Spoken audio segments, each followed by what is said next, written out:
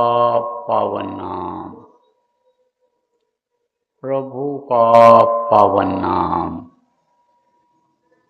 जय गुरुदेव।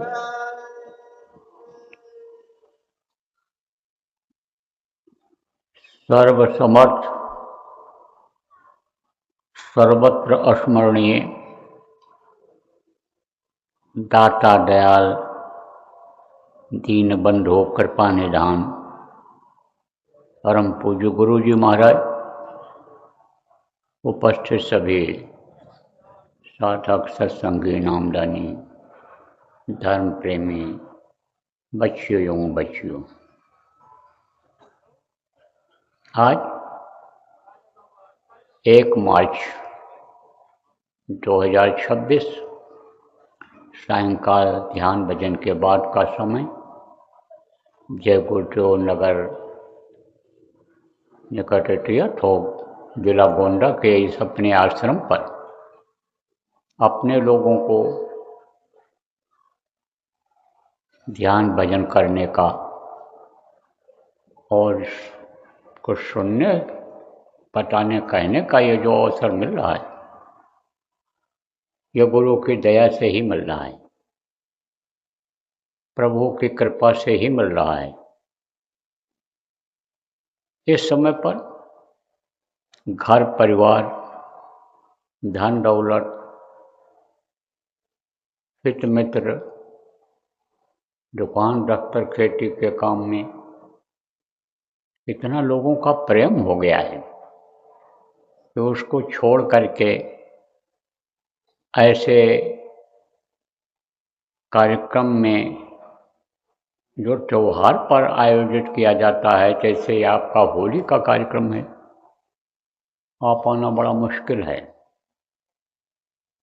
अगर परिवार में सब लोग नामदानी नहीं हैं, अगर भजन नहीं करते हैं, ध्यान नहीं करते हैं, सत्संग नहीं सुनते हैं, तो वही लोग बाधा डाल देते हैं कि त्योहार में कहाँ जाओगे, आगे जाना जब कोई कार्यक्रम होगा।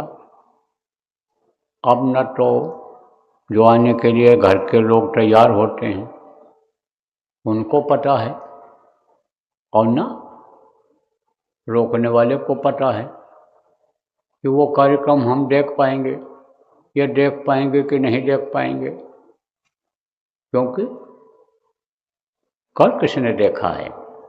इस समय पर तो पल भर की खबर नहीं, यह धोकनी चल रही है, बंद हो गई, बस जहाँ वहीं बस गिरे, खत्म हो गई। तो इस समय पर बहुत हो रहा है, अकाल मृत्यु जग माही व्यापय, प्रजा बहुत मरे, बहुत मर रहे हैं। और अभी आपने क्या देखा,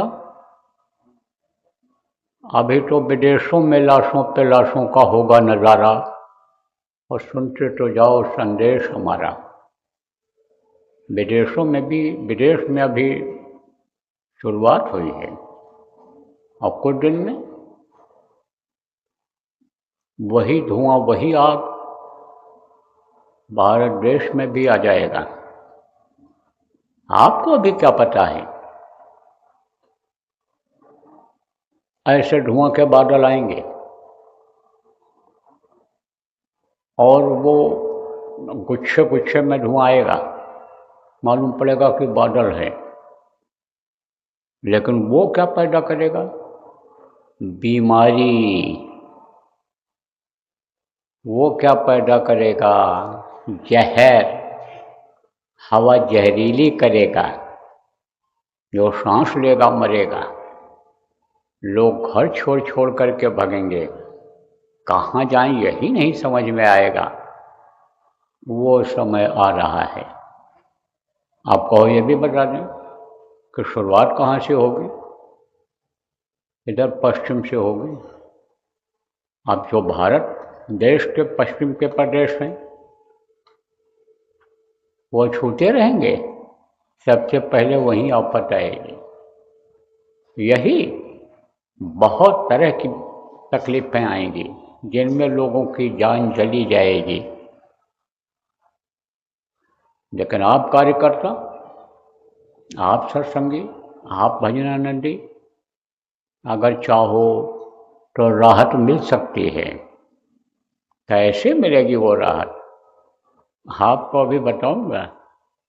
अभी तो ये आज कोई सत्संग का घोषित कार्यक्रम नहीं है, वो तो कल से शुरू होगा, कल दिन में 3 बजे से होगा। तो बहुत से लोग तो अभी कल आएंगे, आसपास के लोग भी जो सत्संगी नहीं हैं, सत्संग सुनने के लिए, नामदान लेने के लिए आएंगे। तो बहुत कुछ बातें बताने का भी समय है।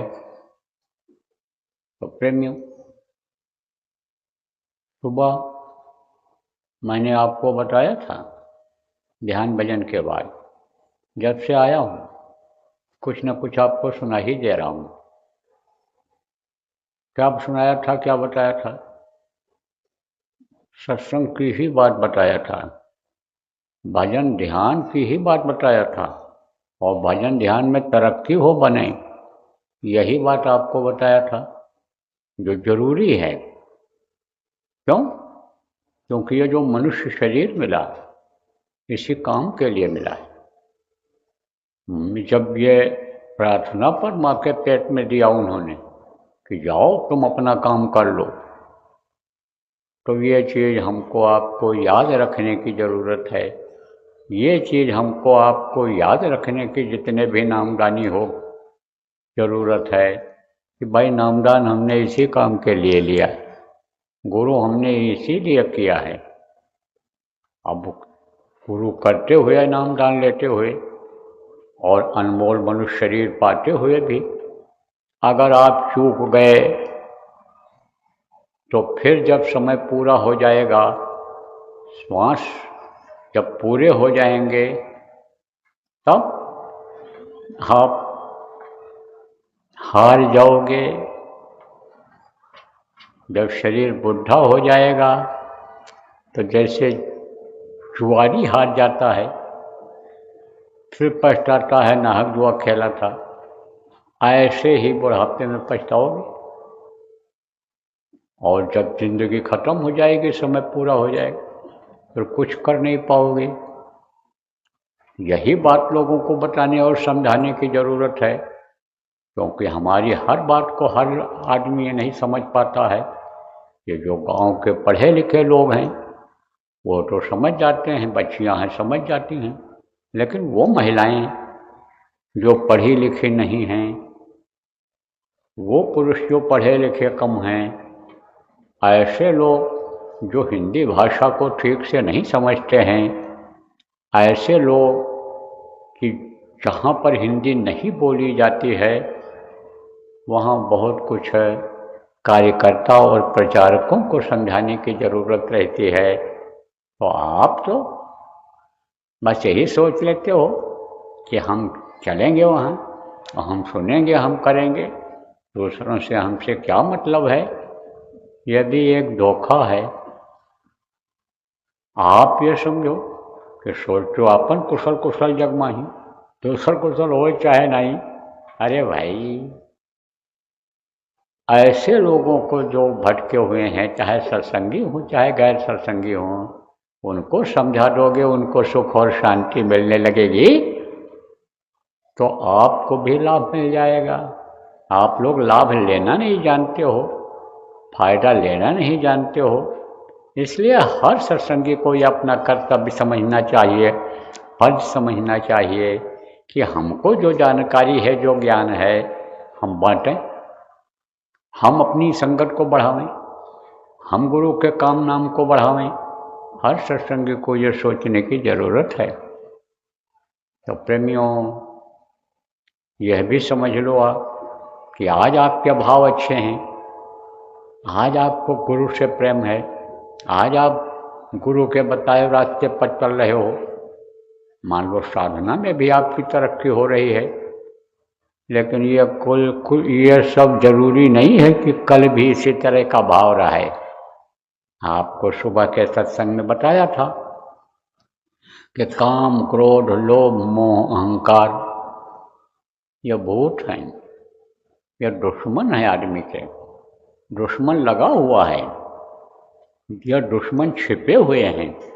एक दुश्मन ऐसा होता है कि जो सामने दिखाई पड़ता है, तीर तलवार लेकर के खड़ा दिखाई पड़ता है, वार करने के लिए दिखाई पड़ता है, मारने के लिए दिखाई पड़ता है।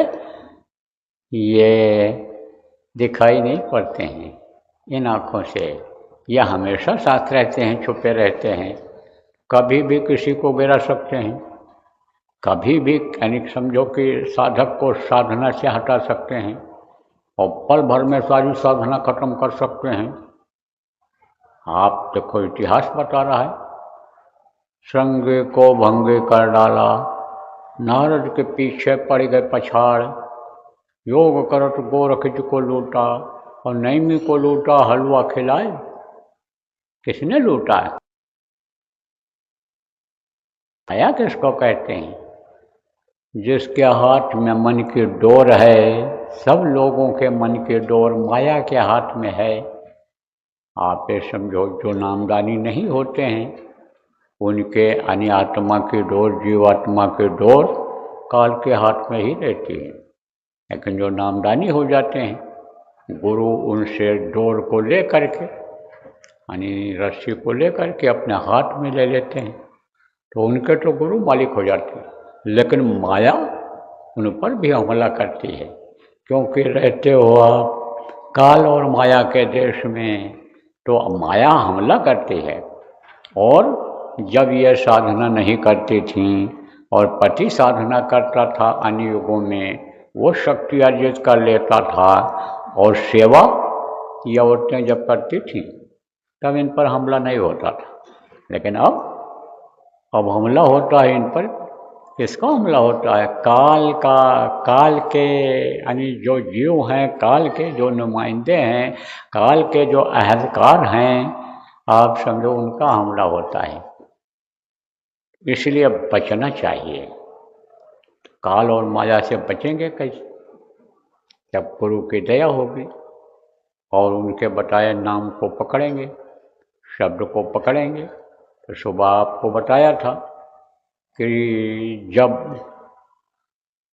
नाम की संख्या इनको सुभाएंगे तब जब मूर्छित होंगे, मरेंगे नहीं तब भी मूर्छित हो जाएंगे। तो जितनी भी देर आप करोगे, साधना करोगे, सुमिरन करोगे, ध्यान करोगे, भजन करोगे, उतनी देर तो आप बचे रहोगे। इसीलिए कहा गया कि ज़्यादा से ज़्यादा समय साधना में देनी चाहिए। हमेशा याद करते रहना चाहिए प्रभु को, इन धनियों को याद करते रहना चाहिए, गुरु को याद करते रहना चाहिए, प्रभु को याद करते रहना चाहिए। तो एक म्यान में दो तलवार नहीं रह सकती है। कहते हैं ना, जैसे तलवार जिसमें रखी जाती है उसको म्यान कहते हैं। तो उसमें एक म्यान में एक ही तलवार रखी जा सकती है, दो नहीं रखी जा सकती। इसी तरह से जहाँ गुरु रहेंगे, जहाँ यह धनी रहेंगे, वहाँ काल और माया नहीं रहेगा। वो तो दूर से ही देखेंगे, लेकिन अपने तात में रहेंगे, दांव में रहेंगे, अपने शिकार में रहेंगे कि जैसे गुरु हटें, जैसे ये धनी अन्य समझो हटें, इनके अन्य समझो याद से हटें, वैसे हम हमला कर दें। हमला हुआ है। देखो 60-60 हजार वर्ष की तपस्या खत्म हो गई थोड़ी ही देर में। सारी विद्वता, सारा ज्ञान पाराशर का खत्म हो गया, विश्वामित्र का खत्म हो गया, श्रृंगी ऋषि का खत्म हो गया, आप सब नैमी ऋषि का खत्म हो गया। तो जो पढ़े लिखे लोग हो, इतिहास जानते हो, आपको मालूम है सत्संग में कुछ बातें बताई जाती हैं, कुछ बातें याद कराई जाती हैं। जो जरूरी बातें होती हैं वो जब याद कर ली जाती हैं तब वो हमेशा होशियार रहता है।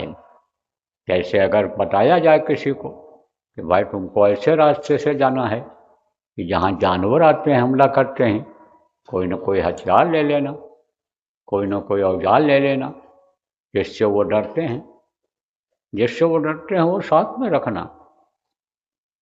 तो जब मालूम हो जाता है तो वो साथ में रखा जाता है कि उनका हमला न होने पावे।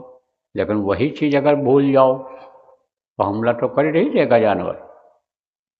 अरे गोली से नहीं डरते हैं। कौन? शेर। और अगर शंख बजा दो, एक शंखिया रखो और उसको बजा दो, जंगल में से चले जाओ और आवाज़ लगाओ, तेज आवाज़ से बजाओ, अगर ये आहट मिल जाए कि शेर है यहाँ पर आ रहा है, अब हम पीछे भी नहीं जा सकते, आगे भी नहीं बढ़ सकते हैं। पता कैसे चलता है? ये पक्षी लोग जो है चहचहाने लगते हैं, बंदर भगने लगते हैं, एक पेड़ से दूसरे पेड़ पर कूदने लग जाते हैं, जो नीचे ज़मीन पर रहने वाले जानवर हैं वो भी भगते हैं, वो भी कान अपना खड़ा कर देते हैं जब आहट मिलती है शेर की। तो ऐसा हो तो जब न बचने का चांस हो तो शंख बजा देना चाहिए। उससे वो डर जाता है, हट जाता है। देखो ऋषि मुनि रहते थे, कहाँ रहते थे? जंगलों में रहते थे। तो सबको सिद्धि तो एक साथ हो नहीं पाती थी। वो जाते थे वहाँ तपस्या करने के लिए, तो शंख रखते हैं अपने साथ, अब बजा दिया करते थे जब आहट मिलती थी। चहचहाने लगते हैं, ये चिड़िया है चहचहाने लगती हैं, बंदरों के कूदने की भी आवाज़ आ जाती तो बजा दिया करते थे। और जिनको सिद्धि हो जाती थी उनके तो पास ही बैठे रहते थे शेर लोग, कुछ नहीं। अब आप इस बात को समझो कि बचत का उपाय करना चाहिए। तो आपको ये भी बताया था कि सगुण और निर्गुण सेवा होती है और सगुण और निर्गुण उपासना होती है। तो जो आँखों से देखते हैं, आप ये समझो कि वो सगुण होता है, और आँखों से जो नहीं देख पाते हैं, जैसे हमने आपको बताया कि ये लगे हैं। कौन लगा है? काम, क्रोध, लोभ, मोह, अहंकार, ये 5 शत्रु लगे हैं, इनको नहीं देख पाते, इनको क्या कहते हैं? निर्गुण। आप ये समझो कि शब्द को आप देख नहीं पाते हो और शब्द को आप पकड़ नहीं पाते हो, और शब्द जहाँ से उतर रहा है, जिनके मुंह से निकल रहा है, उनका आप दर्शन नहीं कर पाते हो, तो वो पकड़ लेना और उनका दर्शन कर लेना, यही है सगुण पूजा, यही है निर्गुण पूजा, यही है निर्गुण साधना। जैसे सेवा के बारे में भी बताया था, अब इतना समय नहीं है कि दोहराया जाए। तो इसी तरह से इसको अगर आप करते रहो, बराबर लोगों को बताते रहोगे, समझाते रहो। सुबह भी मैंने आपसे कहा था कि लोगों को बताओ और समझाओ। और अगर आप इस काम को नहीं कर सकते हो तो आप समझो कि अधूरा काम कर रहे हो, न सेवा कर पा रहे हो और न भजन में मन लग रहा है, न भजन कर रहे हो। यहाँ भले बैठे रहो जब तक कहूँ, लेकिन घर पर जाने के बाद फिर यही आपको सताएंगे। कौन सताएगा? यही काल और माया, फिर उसी में फंस जाओगे। इसलिए बराबर सेवा की आदत डालो और यहाँ से जाने के बाद भी वहाँ इस सेवा को करते रहो आप लोग। तो देखो अब आपका समय हो रहा है, क्योंकि अभी कुछ लोगों को उधर जो रात्रि पूजा होती है, इन्होंने कहीं बना रखा होगा, आप करते हो, घर पर रहते हो, तो उसमें भी जाना है। 8 बजने वाला है और अभी वहाँ भी शुरू हो जाएगा, और आपको मीटिंगें भी करनी है, गोष्ठी करनी है, पीछे कार्य की समीक्षा करनी है और आगे की योजना बनानी है। इन 2-3 दिनों की योजना बना लो आप लोग, कैसे कैसे क्या करना रहेगा, और उसके बाद की भी योजना बनाओ। तो अभी तो आज जिम्मेदार लोग आप गोष्ठी कर लो, फिर ये गोष्ठी चलेगी, उसके बाद में पब्लिक को बता दो कि भाई ये चीज़ निश्चित हुआ है। लेकिन ये इतना ध्यान कहाँ देते हैं?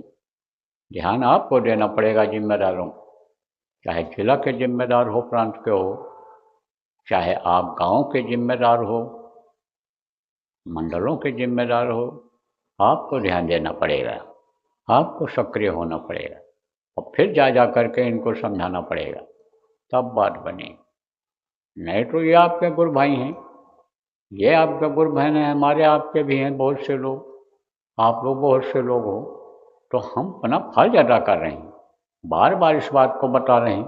आपको भी अपना फर्ज अदा करना चाहिए कि जिससे ज़्यादा से ज़्यादा लोगों की जान बच जाए, क्योंकि बचेगा वही जो सत से लव लगाएगा, जो सत्पुरुष से लव लगाएगा वही बचेगा, और नहीं तो बज रहा काल का डंका, कोई बचने न पाएगा, बचेगा कोई नहीं।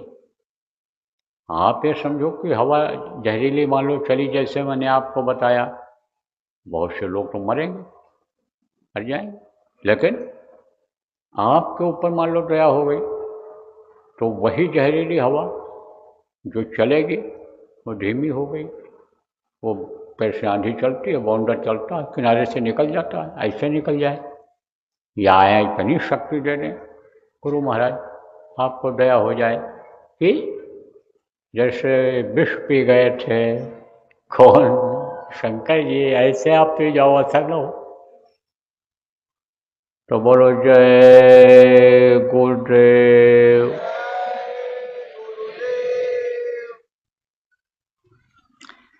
अब एक प्रार्थना बोलूँगा, आप लोग दोहराइएगा, और उसके बाद आज शाम का ये ध्यान भजन का कार्यक्रम लघु सत्संग का समाप्त हो जाएगा। कल सुबह घंटी बजेगी 4:30 बजे, तब आप तैयार होकर के 5 बजे तक यहाँ आ जाइएगा, तब प्रार्थना ध्यान भजन सुमिरन होगा। उसके बाद गुरु महाराज के दया मौज रहेगी तो सुना दिया जाएगा, और नहीं तो 3 बजे से तो फिर सत्संग होगा ही होगा कल। और जो नए लोग आए हो आप लोग, आपको ज़्यादा इंतज़ार नहीं कराऊंगा, मालिक की दया रही तो 3 बजे दिन में जो सत्संग का कार्यक्रम होगा उसमें नामदान दे दिया जाएगा। तो बोलो जय गुरुदेव। निहार के नजर करो मेरी ओर, निहार के नजर दया के नजर करो मेरी ओर, दया की नजर करो मेरी ओर। निश दिन तुम्हें निहारूं सतगुरु, निश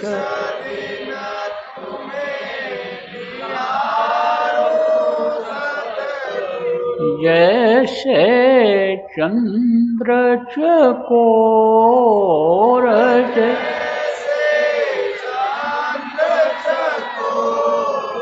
दया की नजर करो मेरी ओर,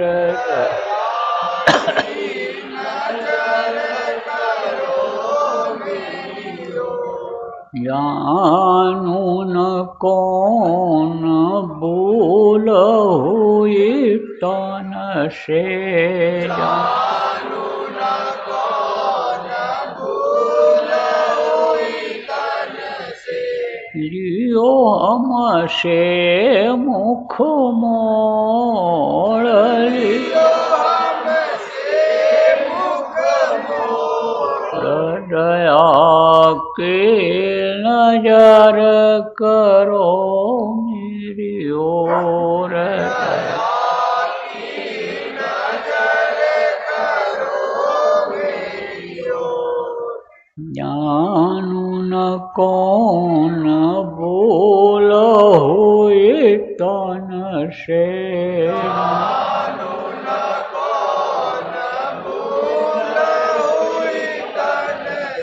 लियो हमसे मुख मोड़,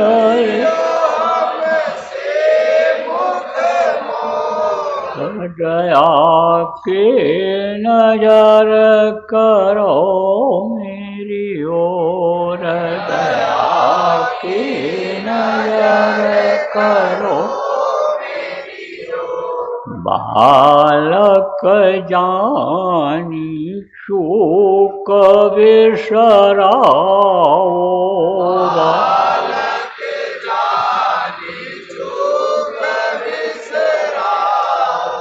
आया शरण अब मैं तोरा,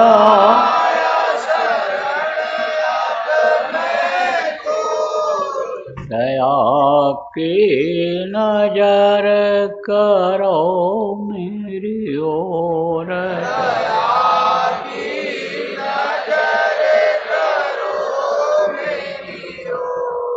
सदा दयालु स्वभाव तुम्हारा,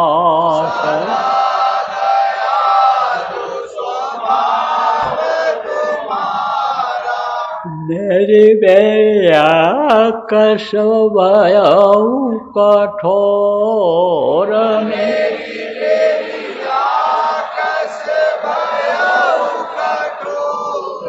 दया की नजर करो मेरी ओर,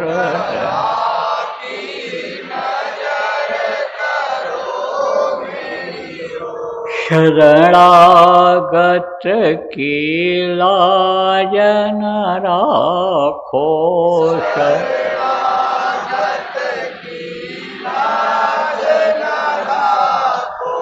मोसो पतित अब जाएं कहीं और,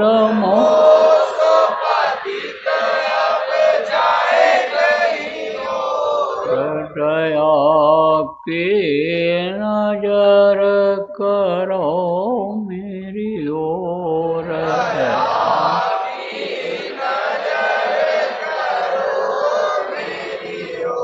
जय गुरुदेव।